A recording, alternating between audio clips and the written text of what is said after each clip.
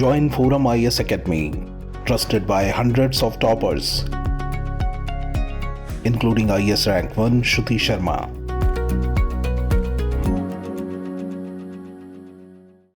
Hello everyone, नमस्कार। Forum learning Hindi में आपका स्वागत है। आज हमारे साथ हैं राज सिंह।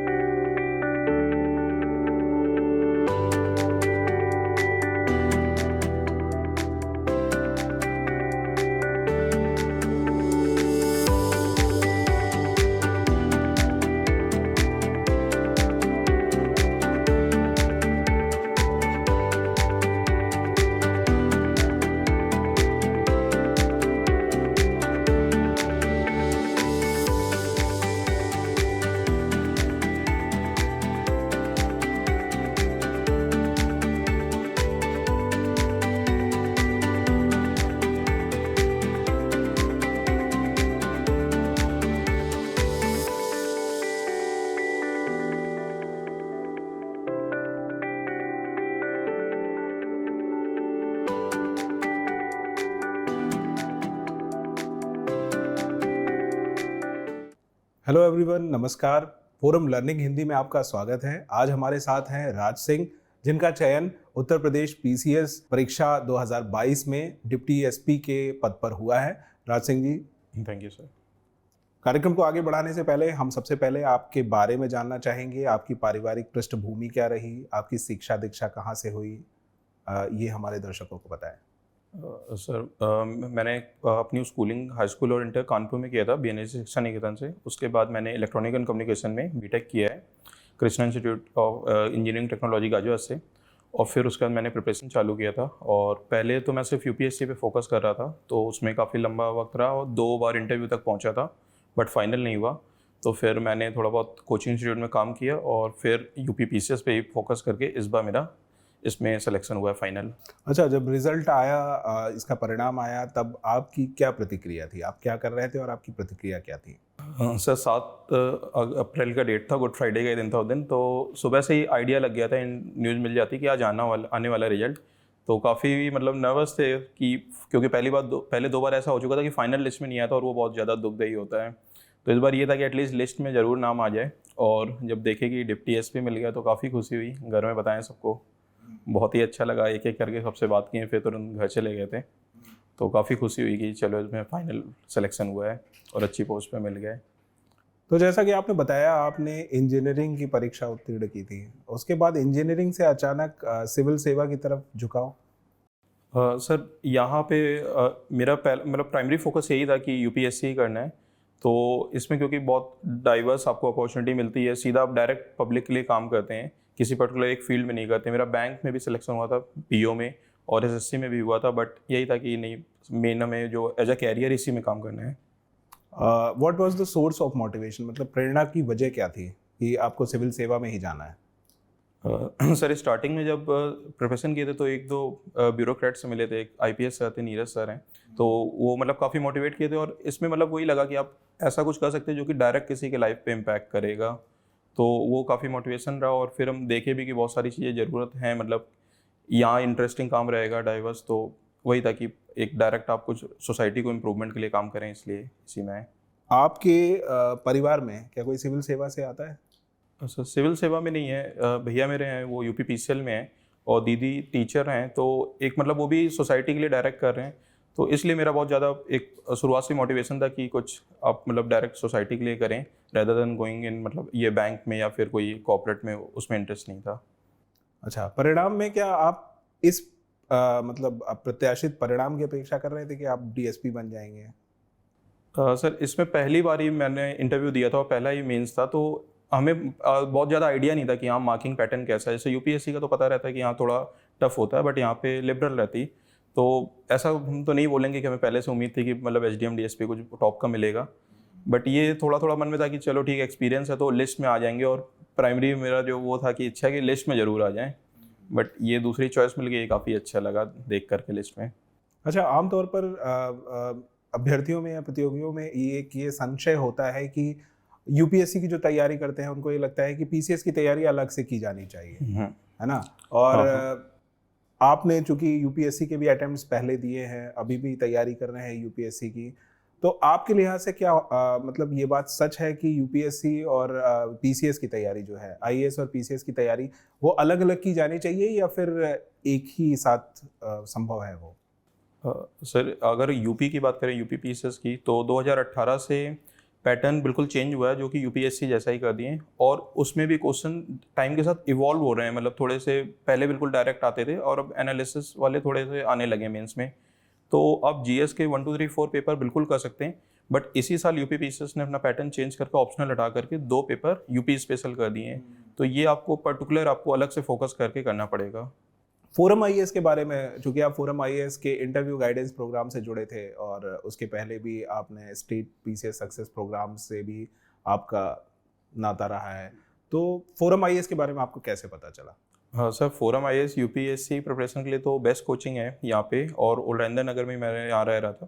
तो इसका मैं 2018 से ही कनेक्टेड रहा हूँ। सिमुलेटर टेस्ट ऑल इंडिया जो होता है वो बहुत ही अच्छे लेवल का होता है, जो कि बहुत सिमिलर पैटर्न होता है यूपीएससी से। तो वो मैं हर साल दे रहा था, इवन इस साल भी मैं एनरोल्ड हूँ उसमें।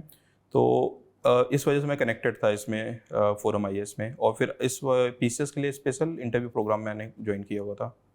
फोरम आईएएस ने किस हद तक आपकी मतलब मदद की? जैसे आप बता रहे कि इंटरव्यू गाइडेंस प्रोग्राम से आप जुड़े हुए थे, उसके बाद सिमुलेटर टेस्ट से भी आप जुड़े हुए थे, तो इसमें आप कितना योगदान मानते हैं फोरम आईएएस का? सर काफ़ी ज़्यादा योगदान रहा है फोरम आईएएस का, क्योंकि जो यहाँ का इंटरव्यू मैंने दिया था वो मॉक मेरा बहुत काफ़ी अच्छा फीडबैक मिला था। और जस्ट मैंने लास्ट मॉक यहीं पे दिया था, वो बहुत यूज़फुल रहा था मेरे फाइनल इंटरव्यू के लिए। और सिमुलेटर टेस्ट जो देते हैं वो भी यूपीएससी के लिए बहुत एग्ज़ाम के जो रियल एग्ज़ाम होता है उसके पैटर्न से मैच करता है। तो बहुत अच्छी क्वालिटी में और अच्छा एक्सपीरियंस रहा है काफ़ी यहाँ पे मेरा। इसके बाद हम यूपी पीसीएस के अलग अलग चरणों पे आते हैं, जो अलग अलग फेजेस होते हैं। सबसे पहले आता है प्रीलिम्स एग्जाम या प्रारंभिक परीक्षा। प्रारंभिक परीक्षा की तैयारी के लिए पीसीएस की, यूपी पीसीएस की क्या क्या बुक्स और स्टैंडर्ड मटेरियल्स आपने फॉलो किए?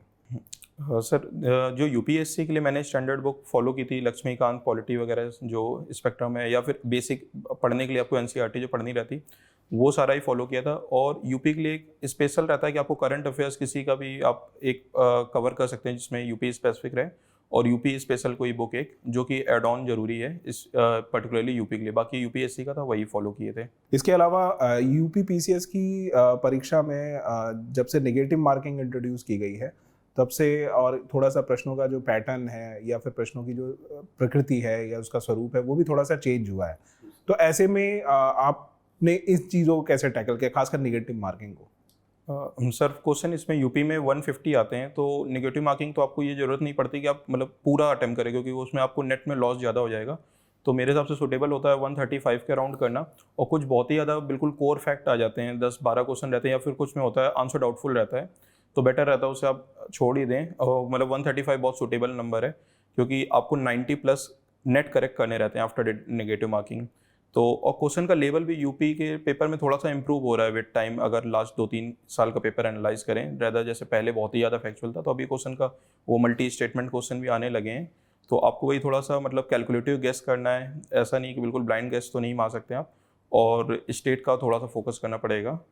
इवन अभी उम्मीद ये भी हो रही कि जब इस मेंस में यूपी स्पेशल किए, तो प्रीलिम्स अब तक यूपी के पर्टिकुलर जो होते थे क्वेश्चन बहुत कम होते थे, हार्डली 5-7 होते थे। तो अब ऐसा एक्सपेक्ट कर सकते हैं जो इस साल अगर देने जा रहे हैं पेपर बच्चे, कि थोड़े number of question related to UP वो बढ़ेंगे प्रीलिम्स में भी।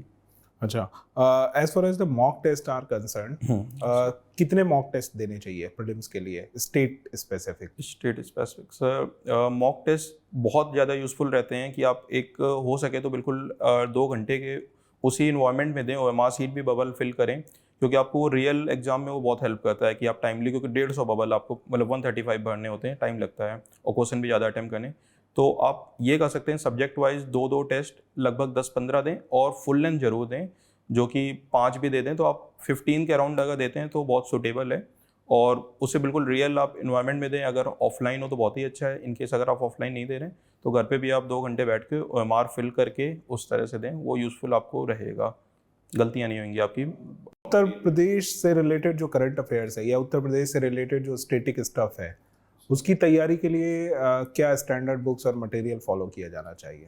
सर देखिए, प्रीलिम्स और मेंस दोनों में ही उत्तर प्रदेश के लिए एक बहुत ही ज़्यादा यूज़फुल जो डाटा हमें लगा था वो यूपी का बजट रहता है। जो कि 35-40 पेजेस में आता है। तो मैंने लास्ट ईयर भी वो किया था, इवन अभी इंटरव्यू के टाइम भी रिसेंट बजट जो आया था उसका प्रिंट आउट लेकर के आप जितना भी उसमें फैक्ट मिल रहा है, क्योंकि वो बहुत कोर फैक्ट होता है और बहुत इंपॉर्टेंट होता है, तो जो भी स्कीम उसमें डिस्कस की गई उनके बारे में आप गूगल करके थोड़ा सा ब्रीफ उसके मेन प्रोविजंस वगैरह पढ़ लें। और बाकी एक यूपी एक वेबसाइट है डिपार्टमेंट ऑफ स्टैटिक्स करके, UPDES करके, तो उस पर बहुत अपडेटेड डाटा होता है, ऑथेंटिक डाटा होता है, जो कि आपको बिल्कुल कहीं पे भी आप यूज़ कर सकते हैं बिना किसी उससे प्रॉब्लम से, क्योंकि 2021 या 22 का अपडेटेड डाटा था, उसको वही यूज़ किए थे हर जगह। अच्छा, यूपीएससी और पीसीएस के प्रश्नों की अगर प्रकृति है या उनका स्वभाव अगर हम जो है थोड़ा सा कंपेयर करें, तो यूपीएससी और पीसीएस के जो प्रश्न पत्र होता है उसमें कितना डिफरेंस होता है? सर प्रीलिम्स की अगर बात करें तो थोड़ा सा पैटर्न में डिफरेंस है कि यूपीएससी में आपको साइंस एंड टेक के बहुत स्टैंडर्ड क्वेश्चन मिलेंगे, वहीं यूपी में आपको जनरल साइंस का क्वेश्चन मिलेगा, बेसिक मिलेगा, बट आपको रिवीजन जरूरी रहेगा। सबसे बड़ा जो डिफरेंस मैंने नोटिस किया था।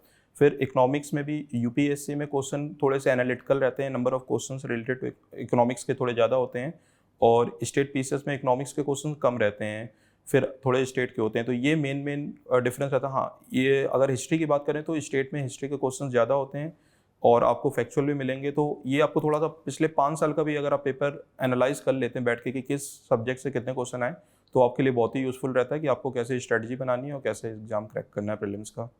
Okay, coming to general studies paper 2, UPPCS में जनरल स्टडीज का जो पेपर 2 होता है उसमें हिंदी, इंग्लिश, एप्टीट्यूड के क्वेश्चंस, मैथ्स के क्वेश्चंस और उसके अलावा इंटरपर्सनल कम्युनिकेशन स्किल्स के क्वेश्चंस रहते हैं।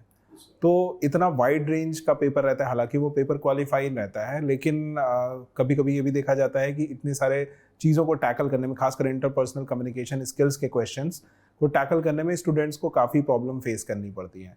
तो इसके लिए क्या किया जाना चाहिए?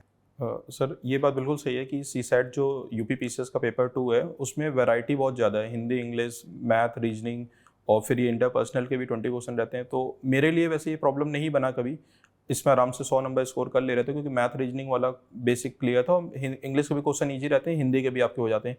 प्रॉब्लम आपको कम्युनिकेशन में आती है, जो इंटरपर्सनल कम्युनिकेशन स्किल्स के 10-15-20 क्वेश्चन होते हैं। तो अगर आपको मैथ रीजनिंग में थोड़ा सा भी डाउट है कि आप बहुत उसमें नहीं अच्छा कर पाएंगे, तो बेटर रहेगा आप उस टॉपिक को भी गूगल करके, जो भी पर्टिकुलर बिल्कुल सिलेबस में दिया हुआ है या कोई भी आप ऑनलाइन मटेरियल ढूंढ के उसको पढ़ लें, ताकि ये प्रॉब्लम ना बने। जैसा कि यूपीएससी में पेपर 2 काफ़ी लोगों के लिए हर्डल बन गया है, तो स्टेट में भी उतना बड़ी प्रॉब्लम नहीं है, लेकिन उसे लाइटली ना लें, क्योंकि इन केस आपने पूरी मेहनत बेकार हो जानी है अगर आप सीसैट में क्वालिफाई नहीं करते हैं, तो वो भी आपको फोकस करना सही रहेगा, इंटरपर्सनल कम्युनिकेशन वगैरह। अच्छा, अभी 2023 का जो प्रीलिम्स है वो ऑलमोस्ट 1 मंथ के बाद है। हाँ, 14 मई को है। हाँ, तो एक महीने में लास्ट मोमेंट पे, मतलब इन 1 महीनों में अभ्यर्थियों को या प्रतियोगियों को क्या चीज़ें प्रिपेयर कर, किस तरीके से रिवीजन करना चाहिए, किस तरीके से प्रिपरेशन अपनी करनी चाहिए, ज़्यादा किन चीज़ों पे एम्फेसाइज करना चाहिए? सर जैसा कि पिछले साल के पेपर से आपको आइडिया लग जाएगा कि पॉलिटी हुआ 20 क्वेश्चन लगभग आते हैं, हिस्ट्री के तो 25 तक आते हैं। तो आप बिल्कुल पुराने ईयर के पेपर को देख करके एक स्ट्रेटजी बना के काम करें कि कितना वेटेज है उस हिसाब से करें। जनरल साइंस बहुत इंपॉर्टेंट है, 15 क्वेश्चन तक आते हैं, तो और करंट अफेयर्स के 30 क्वेश्चन अराउंड आते हैं। तो वो चीज़ आपने जो प्रायोरिटाइज करके उस पर रिवीजन करिए, जो आपने स्टैंडर्ड बुक से पढ़ा है बहुत इंपॉर्टेंट है। प्रीवियस ईयर पेपर आप अगर करके जाते हैं तो एटलीस्ट 15-20 क्वेश्चन आपको सेम टू सेम भी मिल जाते हैं, विद सेम ऑप्शंस भी। तो आपको प्रीवियस ईयर पेपर और क्वेश्चन प्रैक्टिस और रिवीजन के साथ, और करंट जो है अभी एंड में 1-2 बुक आती है मार्केट में, मंथली मैगजीन, वो आप जरूर करिए, तो आपका प्रीलिम जरूर हो जाएगा। Now coming to mains question papers, मुख्य परीक्षा के 4 प्रश्न पत्र होते हैं सामान्य अध्ययन के पीसीएस की परीक्षा में, इसके अलावा हिंदी और निबंध और वैकल्पिक विषय। तो आपका वैकल्पिक विषय क्या था? ज्योग्राफी है मेरा ज्योग्राफी। ओके, तो शायद 2023 से वैकल्पिक विषय हटा दिया गया है और उत्तर प्रदेश के 2 पेपर इंट्रोड्यूस किए जा रहे हैं। और वैकल्पिक की जगह है। तो सामान्य अध्ययन प्रश्न पत्र 1 पर आते हैं हम। सामान्य अध्ययन प्रश्न पत्र 1 में हिस्ट्री, ज्योग्राफी और वर्ल्ड हिस्ट्री, कई सारे सब्जेक्ट्स रहते हैं। तो इतनी वैरायटी ऑफ सब्जेक्ट्स को कैसे डील किया, और उसके अलावा चूंकि ये यूपी स्पेसिफिक एग्जाम है तो यूपी के क्वेश्चंस काफ़ी ज़्यादा इंपॉर्टेंट रोल प्ले करते हैं। तो इस तरीके इसमें आपकी क्या रणनीति रही इस पेपर को तैयार करने में? सर पेपर 1 में main history, sociology, world history और ज्योग्राफी है। तो ज्योग्राफी जैसा मेरा ऑप्शनल ही था तो वो तो हमें कोई प्रॉब्लम नहीं रही थी। और हिस्ट्री, वर्ल्ड हिस्ट्री और सोशियोलॉजी के लिए बेसिक जो एनसीईआरटी थी, आपका फाउंडेशन क्लियर रहता है, क्योंकि कई क्वेश्चन बहुत सिंपल स्ट्रेट फॉरवर्ड आते हैं। और बाकी आप स्टैंडर्ड बुक अगर फॉलो किए तो क्वेश्चन अभी बहुत एनालिटिकल डिटेल में वैसा कठिन नहीं पूछते हैं, स्ट्रेट होते हैं एज कम्पेयर टू यूपीएससी। रही बात जो स्टेट स्पेसिफिक हैं, तो उसके लिए आपने जो भी यूपी स्पेशल बुक पढ़ी हुई है या फिर करंट आपने बजट वगैरह प्रिपेयर किया है तो वो यूज़ कर सकते हैं, क्योंकि 3-4 क्वेश्चन आपके GS1 में आराम से मिल जाते हैं जो कि पर्टिकुलर टू स्पेशल यूपी से रहते हैं। आपको आंसर राइटिंग उसके लिए प्रैक्टिस करना जरूरी है कि टाइम बाउंड वे में आप उतना कंप्लीट करें पेपर। अच्छा, कई सारे इनसिग्निफिकेंट सब्जेक्ट्स होते हैं जिसमें बहुत ज़्यादा पोर्शन नहीं पूछा जाता, जैसे वर्ल्ड हिस्ट्री। तो स्टूडेंट्स का अक्सर ये क्वेश्चन रहता है कि वर्ल्ड हिस्ट्री कहाँ से प्रिपेयर करें या क्या स्टैंडर्ड बुक्स होनी चाहिए? हाँ ये सर, वर्ल्ड हिस्ट्री का हार्डली 1 या 2 क्वेश्चन आता है। तो आपको पुराने ईयर का पेपर, इसमें भी 4 साल के आपके पास हैं, तो आप वो जरूर देखिए वेटेज की कितना किस चीज़ से पूछा जा रहा है, क्योंकि सोशियोलॉजी का भी 2-3 क्वेश्चन होता है, ज्योग्राफी का। तो वर्ल्ड हिस्ट्री 1-2 तो आप उसमें ज़्यादा टाइम ना दें। आप जो बड़े बड़े इवेंट हैं, एक तो बेसिक एनसीईआरटी से ही आपका हो जाता है, फिर उसकी भी स्टैंडर्ड बुक आती हैं 1-2 मार्केट में, उनको आप पढ़िए। लेकिन आपको उस पर बहुत ज़्यादा टाइम नहीं देना, क्योंकि क्वेश्चन 1 या 2 से ज़्यादा नहीं आता है। तो आपको बहुत प्रिपरेशन को टाइम के हिसाब से रखना है। ऐसा नहीं कि आपको इंटरेस्ट आ रहा कोई चीज़ बट उसका यूज नहीं है तो आप उसी को 15 दिन पढ़ रहे हैं। आप ये देखिए उसके कितने क्वेश्चन पूछे जा रहे हैं, उस हिसाब से आप प्रिपरेशन करिए, वो बेटर रहता है आपको। Okay, coming to GS paper 2, सामान्य अध्ययन प्रश्न पत्र 2। इसमें पॉलिटी है, आपकी गवर्नेंस है और इंटरनेशनल रिलेशंस है, यूपी स्पेसिफिक कई सारी चीज़ें हैं। तो इसमें अगर पॉलिटी स्पेसिफिक हम बुक्स फॉलो करें तो हमारे पास लक्ष्मीकांत आती है, लेकिन लक्ष्मीकांत भी इसमें सफिशिएंट नहीं होती है, क्योंकि यूपी स्पेसिफिक काफ़ी क्वेश्चंस रहते हैं पॉलिटी में। तो ये क्वेश्चंस कहाँ से प्रिपेयर करने चाहिए? सर इसके लिए भी गवर्नेंस रिलेटेड IR क्वेश्चन जो आते हैं वो तो आप स्टैंडर्ड जो भी करंट मंथली मैगजीन पढ़े हैं और यूपी का आपने जो भी स्पेशल से किया है, तो आपको थोड़ा स्टेट का भी पता चल जाता है यहाँ के पॉलिटी सिस्टम क्या है, मतलब कितने 2 तरह का सिस्टम है, जैसे विधानसभा विधान परिषद दोनों है। वो सारी चीज़ें आप जो स्पेशल में पढ़े हैं उससे काम चल जाता है, क्योंकि इसमें बहुत ज़्यादा क्वेश्चन नहीं आते, हार्डली 2-3 क्वेश्चन रहते हैं। और अगर जैसे यूपी का भी आप कोई क्वेश्चन कर रहे हैं अटेम्प्ट, तो कोशिश करें कि जैसे इंडिया वाले में इंडिया का मैप बना रहे हैं तो यूपी वाले में यूपी का मैप बनाएं। ये चीज़ मैंने काफ़ी कोशिश की थी बनाने का। इंटरनेशनल रिलेशन का क्वेश्चन आया था तो हम वो रीजन को मैप पे दिखाए थे, जो कि आपको जरूरी 1-2 नंबर एक्स्ट्रा दिलाते हैं। और बाकी ऐसा वही आपका स्टैंडर्ड बुक फॉलो करना जरूरी है। और कुछ क्वेश्चन बहुत स्ट्रेट फॉरवर्ड आते हैं उसमें कि आपने जो बिल्कुल बुक से किया है वही प्रेसिडेंट इलेक्शन का प्रोसीजर क्या है, तो आपको बेसिक बुक से ही काम चल जाता है अगर आप उसे अच्छे से लिख देते हैं। एप्लीकेशन वाले क्वेश्चन कम रहते हैं। हाँ, थोड़े बहुत जो रहते हैं वो आपने रेगुलर करंट अफेयर्स पढ़ना है या न्यूज़पेपर, तो उससे आपके वो करंट वाले कंटेम्प्रेरी क्वेश्चन भी आराम से हैंडल हो जाते हैं। अच्छा, जीएस पेपर 2 और जीएस पेपर 3 में अक्सर स्टूडेंट का ये कंसर्न रहता है कि पेपर कंप्लीट नहीं होता। तो पेपर कंप्लीट करने के लिए क्या स्ट्रैटेजी या क्या रणनीति फॉलो करनी चाहिए?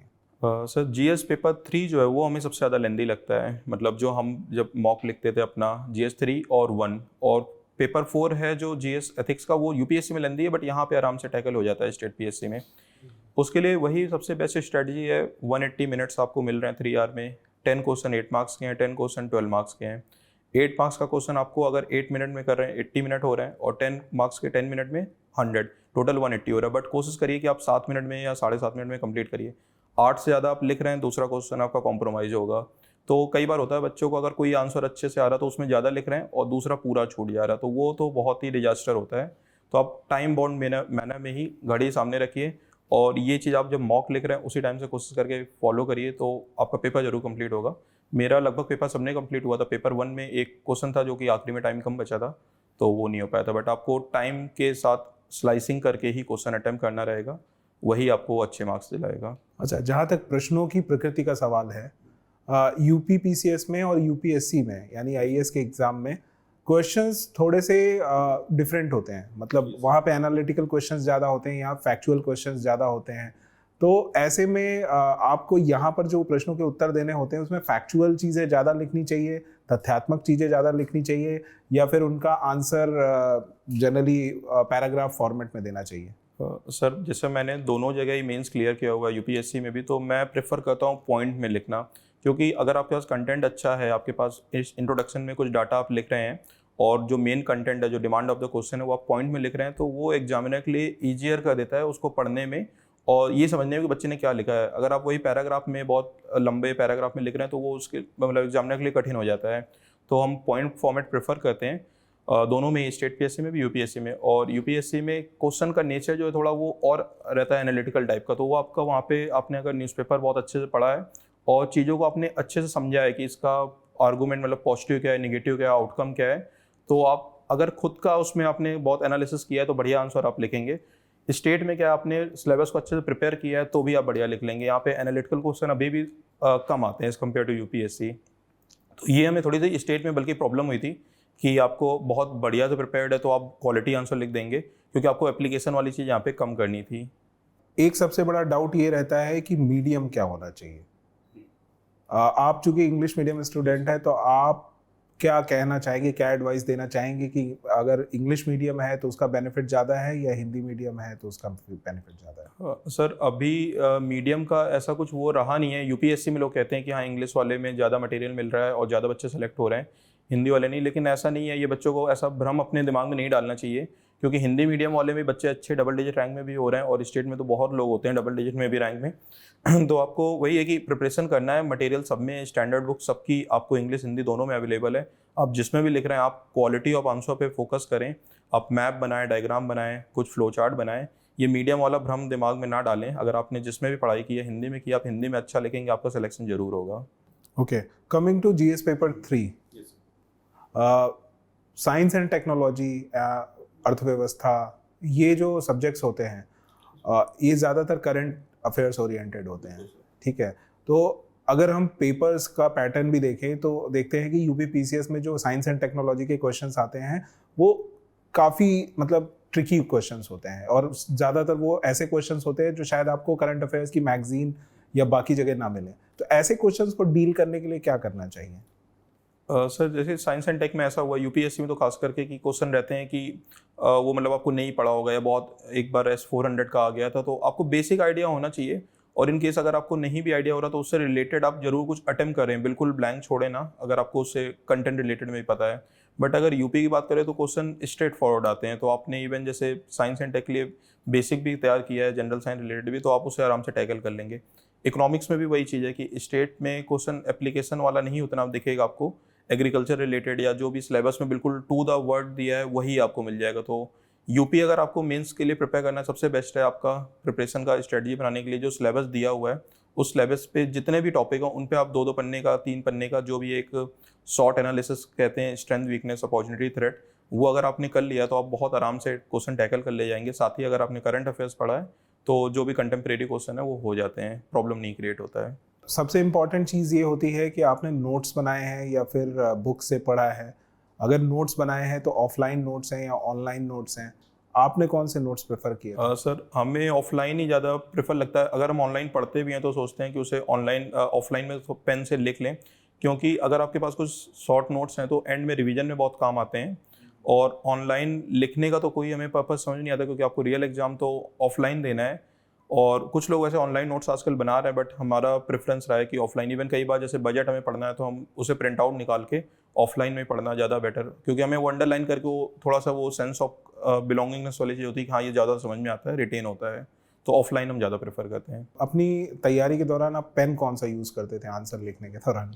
सर अभी ये इसका पायलट का V5 करके आता है, उसी से मैंने सारा आंसर लिखा है, पायलट V5। हाँ, उससे थोड़ा अगर आपकी प्रैक्टिस बन गई तो स्मूथ चलता है, आपको ज़्यादा हाथ पे इम्पैक्ट नहीं पड़ता है। वही यूज़ किया मैंने। ओके। रिटन टेस्ट या जो आपका मेंस होता है उसमें मॉक टेस्ट की क्या भूमिका है? सर मेंस में मॉक बहुत इंपॉर्टेंट है। वो सबसे ज़्यादा तो आपको टाइम मैनेजमेंट सिखाता है, क्योंकि आपके पास अगर कंटेंट है, मतलब आपने बहुत सारा पढ़ लिया है, स्टैंडर्ड बुक पढ़ लिया है, करंट अफेयर्स पढ़ लिया, बट अगर आपने मॉक नहीं लिखा है, टाइम मैनेजमेंट आपको नहीं आता है, आप वहाँ पे मैसअप करके पेपर कंप्लीट नहीं कर पाएंगे। हो सकता है आप 15 क्वेश्चन बहुत अच्छे से अटेम्प्ट करें, 2-3 में पार्टली और 2-3 पूरे मिस हो जाएं, जो कि आपके लिए मार्क्स मतलब बहुत गिरा देगा। तो मॉक में जो हमें यूज़फुलनेस लगा, फीडबैक तो मिलता ही मिलता है, बट पहला अपनी तरफ से ही रहता है कि आप टाइम मैनेजमेंट सीख जाते हैं, और साथ ही साथ आपको वो भी मिल जाता है कि आपको कैसे आंसर स्ट्रेटजाइज मतलब वो करना है, कितना वेटेज देना है इंट्रोडक्शन को, कितना मेन कंटेंट, और कैसे कंक्लूड करना है वे फॉरवर्ड। तो फीडबैक भी यूज़फुल रहता है। तो एटलीस्ट आपको 8-10 मॉक तो फुल लेंथ वाले भी 4 पेपर के एक तो आपने लिखे ही हो, तो वो बहुत यूज़फुल रहेगा आपको रियल एग्जाम में हेल्प करता है। साथ ही साथ एक दिन में 2 पेपर देने होते हैं, तो हो सके तो मॉक भी आप एंड में एक दिन में 2 भी लिखिए, ताकि उस दिन ऐसा फर्स्ट टाइम ना हो कि आप सेकंड टाइम जो शिफ्ट होता है 2 से 5 आप बिल्कुल वियर एंड टीयर आउट हो गए हैं, वो चीज़ें। स्टेट पीसीएस में कितने मॉक टेस्ट देने चाहिए रिटन एग्जाम, मतलब मेंस एग्जाम के लिए? सर आइडियल मैंने जो फॉलो किया है कि अगर आप 8 सब्जेक्ट वाइज वाले कर रहे हैं, GS 1 2 3 ऐसे करके 2-2 और 4 फुल लेंथ, तो 12 एक बहुत हमें आइडियल लगता है, क्योंकि बहुत ज़्यादा टाइम भी आपके पास नहीं होता है, साथ ही साथ आपको ऑप्शनल भी करना होता था। तो GS 1 2 3 के सबके 2-2 8 पेपर ही हो जाएंगे पेपर वाइज, और फिर मतलब वही सब्जेक्ट में कुछ उसमें डिवीजन वाला भी रहे, और एंड में फुल लेंथ वाले आपके 12 सफिशेंट हैं अगर आप मेंस के लिख रहे हैं। टाइम बॉन्ड बिल्कुल ऑफलाइन में देख करके टाइम। सामान्य अध्ययन प्रश्न पत्र 4, एथिक्स, इंटीग्रिटी, एप्टीट्यूड। लेकिन अगर हम यूपीएससी आईएएस एग्जाम से कंपेयर करें तो यहाँ का एथिक्स, इंटीग्रिटी, एप्टीट्यूड का पेपर जो होता है वो वहाँ के एथिक्स, इंटीग्रिटी, एप्टीट्यूड के पेपर से काफ़ी डिफरेंट होता है, क्योंकि यहाँ पर केस स्टडीज़ के क्वेश्चन कम होते हैं in comparison to UPSC IAS exam. लेकिन उनकी जो प्रकृति होती है वो ज़्यादातर स्टेट मशीनरी या स्टेट एडमिनिस्ट्रेशन पे फोकस्ड होती है, और स्टैटिक पोर्शन में ज़्यादा एम्फेसिस रहता है in comparison to UPSC IAS exam. तो इसके लिए क्या कोई स्पेसिफिक स्टडी मटेरियल या बुक फॉलो की जानी चाहिए? आपने क्या स्ट्रेटजी अडॉप्ट की? सर पेपर मैंने जब इसका भी GS 4 का एनालाइज किया था, तो एज़ कम्पेयर टू यूपीएससी में आपका हाफ पेपर केस स्टडी पे होता है, और केस स्टडी काफ़ी लेंदी आती हैं। यूपीएससी में मतलब GS 4 सबसे डिफिकल्ट होता है हैंडल करने में विद इन अ टाइम, मतलब क्योंकि इतना लंबा केस स्टडी होता है, उसके स्टैक होल्डर आप बनाते हो, लिखते हो, और क्वेश्चन जो वो भी रहते हैं आपके स्टैटिक पार्ट वाले, उसमें पार्ट 1 के, वो डायरेक्ट डेफिनेशन बेस्ड नहीं होते, कई बार वो सेंटेंस दे देता है, उसको एलिब्रेट करना होता है। वहीं बात करें अगर यूपीपीएससी की, तो यहाँ पे जो स्टैटिक पार्ट वाले क्वेश्चन होते हैं आपके बिल्कुल डेफिनेशन बेस्ड भी होते हैं कि डिफरेंशिएट बिटवीन मतलब एप्टीट्यूड, एटीट्यूड, ये आ जाता है इस बार। तो अगर आपने अच्छे से अपने बिल्कुल अपने नोट्स बनाए हुए हैं जो कि सिलेबस में दिया है, तो आप पार्ट 1 हैंडल कर लेंगे, और उसमें केस स्टडी हार्डली 3 रहती है, और केस स्टडी भी बहुत छोटी रहती है, बहुत ज़्यादा उसमें डायमेंशन कवर नहीं होते हैं। वही as a SDM, as a DSP करके उस सिचुएशन दी रहती है। तो पेपर तो आप यूपी वाले में अगर बात करें तो आराम से कंप्लीट कर लेंगे, और वही है कि सिलेबस आपके जो भी टॉपिक दिए हुए हैं उनको आप अच्छे से नोट्स बना के रखिए, तो आप हैंडल कर ले जाएंगे और नंबर भी अच्छे मिल जाते हैं। हिंदी और निबंध का जो प्रश्न पत्र होता है इसमें वो काफ़ी डिफरेंट होता है यूपीएससी आईएएस एग्जाम से, क्योंकि यहाँ पर वो क्वालिफाइंग नहीं होता है, और दूसरा निबंध का पेपर जो होता है उसमें 3 निबंध आते हैं, जबकि यूपीएससी में 2 निबंध आते हैं। तो यहाँ मतलब आप यूपीएससी के एस्पिरेंट रहे हैं, तो स्टेट पीसीएस में हिंदी और निबंध के पेपर में, खासकर हिंदी के पेपर में अंग्रेजी माध्यम के जो छात्र होते हैं उनको काफ़ी समस्याओं का सामना करना पड़ता है। तो आपने क्या स्पेसिफिक स्ट्रैटेजी अडॉप्ट की थी हिंदी के पेपर के लिए? सर हिंदी के लिए भी क्योंकि इसमें नंबर जुड़ते हैं और 150 मार्क्स का होता है, जो कि बहुत ही ज़्यादा अच्छा वेटेज हो जाता है, और इसमें डिफरेंस भी क्रिएट होता है अगर कोई हिंदी अच्छे से किया 110 तक स्कोर करता है। और मैंने हिंदी में क्योंकि टाइम ज़्यादा मिल नहीं पाया था, 4-5 दिन पूरा डेडिकेटेड होकर के हिंदी को ही दिया था, बट हमें ऐसी उम्मीद है कि बहुत अच्छे नंबर नहीं आएंगे हिंदी में। तो ये जो इंग्लिश मीडियम वाला बच्चा है वहाँ थोड़ा सा लैग करता है, तो हो सके तो आप जब अगर मेंस कर रहे हैं तो स्टार्टिंग से ही हिंदी पढ़ें, और उसमें भी कुछ पत्र लेखन होता है, वो बहुत ही सेट फॉर्मेट होता है, अगर आपने उसे प्रिपेयर किया तो बहुत अच्छे नंबर मिलते हैं, और 20 मार्क्स का सीधा सीधा फिक्स क्वेश्चन आता है। तो वो सब मैंने थोड़ी सी गलती की थी कि बहुत एंड में उसको ध्यान दिया, और मुहावरे और वो सब, पेपर भी इस बार थोड़ा सा स्टैंडर्ड डिफिकल्ट ही आया था। तो बिल्कुल ही, क्योंकि यूपीएससी में आपको क्वालिफाई करना होता तो आपको उतना टेंशन नहीं होता है, नंबर जुड़ने नहीं है, इंग्लिश हिंदी दोनों पेपर। यहाँ पे सिर्फ हिंदी का पेपर है और वो नंबर जुड़ते हैं, तो आप अगर उसमें थोड़ा सा टाइम 2-2 घंटे 10-15 दिन के लिए देते हैं तो ज़्यादा बेहतर रहेगा कि अगर आप 90+ या बढ़िया स्कोर कर लें, क्योंकि एक एक नंबर काउंट करता है। फिर आगे हैं बात एसे के पेपर पे। एसे भी यूपीएससी में तो एक पार्ट आजकल 4 पूरे फिलॉसफी वाले आते हैं, और एक होता है वो थोड़ा स्ट्रेट फॉरवर्ड होते हैं। 2 ऐसे लिखने होते हैं आपको 3 घंटे में 150 नंबर के, 125 के 250 टोटल होता है। यहाँ पे 150 मार्क्स का पेपर है, बट 3 ऐसे लिखने हैं आपको 1-1 घंटे का मैनेज करके। लेकिन टॉपिक जो है अभी भी यहाँ पे बहुत ही मतलब स्ट्रेट फॉरवर्ड आता है। इवन आपका अगर आप नोटिफिकेशन देखेंगे तो एसे के टॉपिक का भी सिलेबस डिफाइंड है, और उसी सिलेबस से ही पूछते हैं। तो जैसे 1-2 मैंने एग्रीकल्चर और ये फाइनेंशियल इंक्लूजन, तो मैंने ऐसे एक सिनॉप्सिस बना लिया था कि फ्रेमवर्क क्या होना चाहिए, और वो हमें सेम मिल गया था। तो ऐसे का पेपर मेरा काफ़ी अच्छा हुआ था, क्योंकि वो काफ़ी मतलब हमें रिलेटेड मिल गया था टॉपिक। लेकिन उसके बाद भी यहाँ पे बताते हैं जो पुराने बच्चे हैं जो यूपीपीसीएस दिए हुए हैं कि ऐसे में अगर आपको निबंध में अच्छे नंबर स्कोर करने हैं तो आपको यहाँ वो थोड़ा सा डिमांड होता है कि आप कुछ उसमें कोटेशन वगैरह लिखें, या मतलब आपको कोई कविता टाइप की चीज़ ऐड करें, तो अब हमें नंबर जब आएगा तब आइडिया लगेगा, बट आप फैक्ट वगैरह डाल सकते हैं। और वही पेस्टल अप्रोच जो होती है कि पॉलिटिकल, इकोनॉमिक, सोशल डायमेंशन जो भी है, और एक टेम्पोरल अप्रोच होती है कि अगर कोई भी आपका एग्रीकल्चर का लिख रहे हैं तो टेम्पोरल अप्रोच की 50s में क्या था, 80s में क्या है। तो अगर आप ऐसे एक फ्लो में लिखते हैं, पैटर्न में, तो वो हमें लगता है कि काफ़ी अच्छा रहेगा। 750 वर्ड के अराउंड लिखना होता है 1 आवर में, तो प्रॉब्लम नहीं होती। अगर आपने जीएस में जो सारा कुछ पढ़ा है वही आपको ऐसे में एक पैटर्न के हिसाब से लिखना होता है, तो आसानी से टैकल हो जाता है। बट हिंदी को ध्यान देना जरूरी है, खास करके इंग्लिश मीडियम वालों को। मॉक टेस्ट में फोरम आईएएस संस्थान ने आपकी कितनी हेल्प की? सर, मॉक टेस्ट फोरम का हमारा सबसे अच्छा हुआ था और बहुत ही हेल्पफुल रहा था, क्योंकि शायद और कोचिंग यूपी पीसीएस का मॉक करा भी नहीं रहते, और यहीं का हमें पता चला था, तो ये हमें बहुत यूज़फुल मिल रहा था। बोर्ड पैनल बहुत अच्छे थे, क्वेश्चन बहुत डाइवर्सिटी से पूछे थे जो कि मेरे रियल इंटरव्यू में पूछे गए थे, और जो फीडबैक दिए थे तुरंत हमें, और बाद में वो वीडियो भी मिला था, तो उससे हमें मतलब बहुत यूज़फुलनेस रहा कि वो मेरे इंटरव्यू में और इम्प्रूवमेंट करने के लिए यूज़फुल रहा था काफ़ी। इंटरव्यू के लिए आपने कोई अलग से रणनीति अपनाई थी, कुछ अलग से नोट्स बनाए थे जिसका आपको फ़ायदा मिला? सर, इंटरव्यू अभी जब मार्च में हुआ तो जस्ट उसके पहले बजट आया था, और यूपी में एक बहुत बड़ी ग्लोबल इन्वेस्टमेंट समिट हुई थी। तो ये सारा क्वेश्चन मेरे मॉक में भी पूछा गया था, जो कि रियल इंटरव्यू में भी पूछा जा रहा था, मतलब वहाँ पे भी। ये तो आपको उस समय करंट पढ़ना जरूरी होता है, यूपी का स्टैटिक्स पढ़ना जरूरी होता है। साथ ही साथ यूपी का जो इंटरव्यू होता है वो कई बार आपके बैकग्राउंड से काफ़ी वो करते हैं रिलेट, कि आपने अगर ग्रेजुएशन में जो भी सब्जेक्ट लिया है उस पे और ऑप्शनल पे, तो आप उस हिसाब से ही तैयारी करेंगे। और नोट्स बना करके, करंट का तो आप रोज़ का नोट्स बनाते रहें, आपके जो सब्जेक्ट रहे हैं ग्रेजुएशन के, वही मैंने पूरा प्रोसीजर फॉलो किया था। और काफ़ी एक आप वो कर सकते हैं कि मतलब पहले तो प्रेडिक्ट कर सकते हैं कि किस लाइन पे इंटरव्यू होगा, वैसा ही होता है। एक नॉर्मल प्रोसेस होता है, बहुत टफ नहीं रहता है। आप आराम से जाएँ बिना किसी प्रेशर से, और मतलब अच्छा हो जाता है, कोई दिक्कत नहीं होती। आपने बताया कि आप काफ़ी समय से तैयारी कर रहे हैं, तो इतने लंबे अंतराल में आपको हताशा और निराशा भी हुई होगी। तो ऐसे में आपका प्रेरणा स्रोत क्या थे? मतलब मोटिवेशन का सोर्स क्या थे? कैसे अपने आप को मोटिवेट किया इतने लंबी जर्नी में? सर, स्टार्टिंग जब किए थे तो फुल मतलब एनर्जी बहुत ज़्यादा थी 15 में, और मतलब बिल्कुल आते ही सारे एग्जाम जो भी देते थे, बैंक, एसएससी, सब क्रैक हो रहे थे, इंटरव्यू तक स्टेज भी पहुंच रहे थे। बट जब दूसरा इंटरव्यू नहीं हुआ था तो बहुत ज़्यादा डिमोटिवेशन हो गया था, मतलब ऐसा लगा था प्रोफेशन छोड़ दो। 2017 की बात है। तो फिर कुछ टाइम बाद मतलब ऐसा लगा कि हमें कुछ दूसरे भी एवेन्यूज़ देखने चाहिए, और फिर कोचिंग इंडस्ट्री में भी थोड़े दिन काम किए थे। बट आफ्टर कोरोना फिर लगा कि नहीं, अभी ठीक है, यूपीएससी नहीं हो रहा तो आप यूपी पीएससी पे फोकस करो। तो इसमें मतलब हर घर वाले मतलब बहुत मोटिवेट किए हमें, मतलब मम्मी पापा से लेके भैया तो सबसे ज़्यादा फाइनेंशियल भी कर रहे थे सपोर्ट जब भी हमें जरूरत होती थी।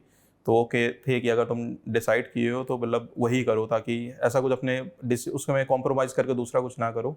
तो हम दोबारा से भी कोरोना के बाद फिर यूपी पे फोकस किए, तो इसमें सफलता हमें मिली, जो कि पुराने एक्सपीरियंसेस का भी जो भी था उसी का सारा मिला के हुआ, तो फाइनल सिलेक्शन मिल गया इस बार।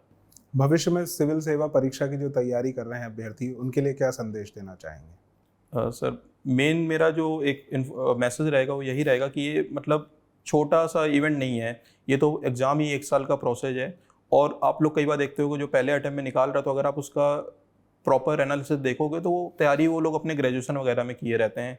तो आप मतलब ये कई बार होता है मोटिवेशनल वीडियो देख के कि हम बस जाएंगे पहले दूसरे साल में निकाल देंगे, वो नहीं होता है। तो अगर आप दे रहे हैं, आप प्रोसेस में बने रहिए, और मतलब एफर्ट अपना करते रहिए बेस्ट। इन केस अगर आपका प्रीलिम्स मेंस कुछ भी रुक रहा है तो आप अपनी गलतियां देखिए कि कहाँ पे प्रॉब्लम हो रही है। अगर मेंस में नंबर कम आ रहे हैं तो आप पहले से प्रॉपर, मतलब आप जैसे आपके यहाँ एमजीपी प्रोग्राम चलता है, बहुत ही माइक्रोस्कोपिक लेवल पे सब्जेक्ट को करके मेंस का वो प्रैक्टिस कराया जाता है, टेस्ट सीरीज का, वो ज्वाइन करके आप इम्प्रूवमेंट करिए। और अगर आप इतना, तो हम कह सकते हैं कि अगर आप कंसिस्टेंस हैं, कंसिस्टेंसी के साथ बिल्कुल डेडिकेटेड काम करें, आपको सक्सेस 100% मिलेगी। कोई ना कोई एग्जाम आपका 100% निकलेगा, बस आपको डेडिकेशन मेंटेन रखना है। अपनी सफलता का श्रेय किन्हें देना चाहेंगे? सर, बहुत सारे लोगों ने, मतलब मम्मी पापा से लेके भैया जो रहे हैं मेरे, मतलब वो हमेशा मोटिवेट किए हैं। टीचर्स जो भी मतलब हमें अब तक कहीं पे भी किसी तरह का गाइडेंस दिए हैं, मतलब आप कोई भी स्टेज पे, इवन फोरम में इंटरव्यू जो दिए थे वो भी बहुत अच्छा था। तो बहुत सारे लोग हैं इसमें, फिर भगवान का आशीर्वाद फाइनली मिला, और सभी का रोल रहा है, और किसी का भी छोटा बड़ा रोल नहीं था, सभी का बहुत महत्वपूर्ण रोल रहा है, और फाइनली सक्सेस मिली। थैंक यू राज, आप हमारे साथ आए, इतनी आपने प्रेरणादायी बातें बताई अभ्यर्थियों के लिए। इसी के साथ हम अपने सेशन को क्लोज करेंगे। आपके स्वर्णिम भविष्य के लिए हार्दिक शुभकामनाएं। थैंक यू धन्यवाद। Sir, thank you sir, thank you.